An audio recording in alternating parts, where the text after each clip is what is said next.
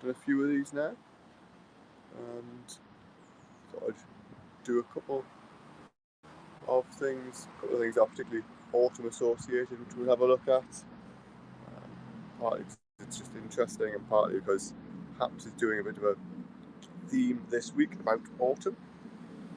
They're calling it fall because they're an American company. So we'll have a look at one or two of the things here fairly briefly and see what's about. So turn the camera around. So we're basically here in my back garden, and this is the moth trap, which we've seen before. Basically a bright light bulb on top of a box. Moths are attracted to the light and then drop in and sit on these various egg boxes which are inside. That's gives them somewhere comfortable to sit. And we'll have a look at one or two of the species that we found last night. It was a fairly cool night and it did rain a bit, so we didn't get nearly as much as we could have done, but there are a few things that are interesting. So this is a lunar underwing moth, a fairly typical moth of autumn, September, October time typically, with fairly clear lines and marks on the upper side and a sort of crescent shaped mark on the underside which we can't see. Here, a fairly common species of this time of year.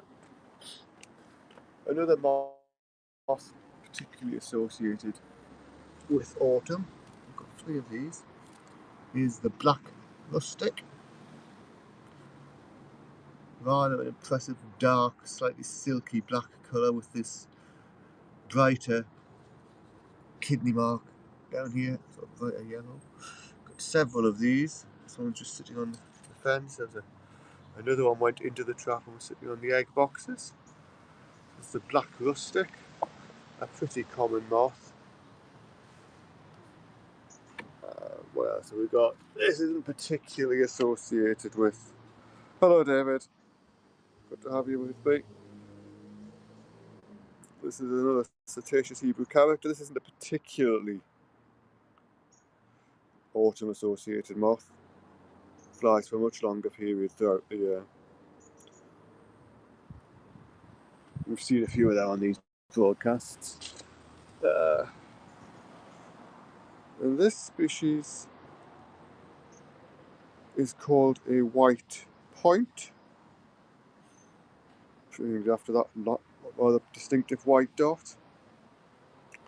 And if you went back 10-15 years when I was starting looking at moths around here, this was a species that was down as a occasionally resident on the south coast, but a very rare migrant to the United Kingdom.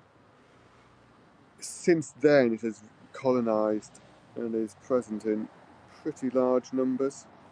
Get quite a few of these every year. It's interesting to, even over the sort of relatively short time I've been doing this, see the changes in populations. So there's a white point.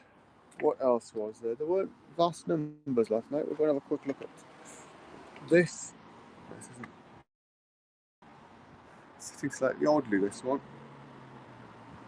This is an angle-shades moth.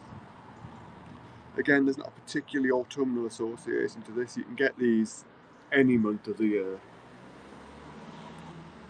But they have this slightly odd shape to them. This wasn't sitting very typically. There's another one inside the trap. Let's go and have a look at that one.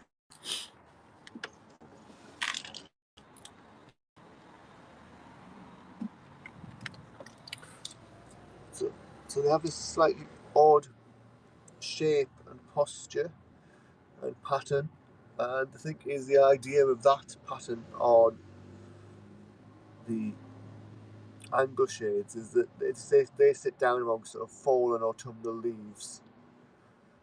They break up their pattern and blend in with it rather well. Rather funky moth anyway.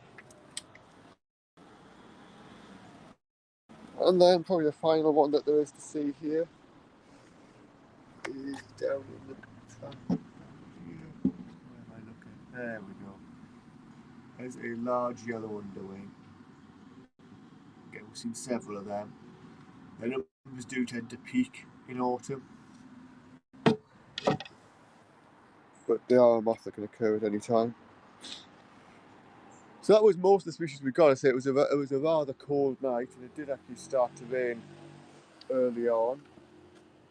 We'll end back on this black rustic because I think they're rather an attractive moth. So we'll end on there. I'll hop off now, have a quick look at them, and get ready to go to work, unfortunately.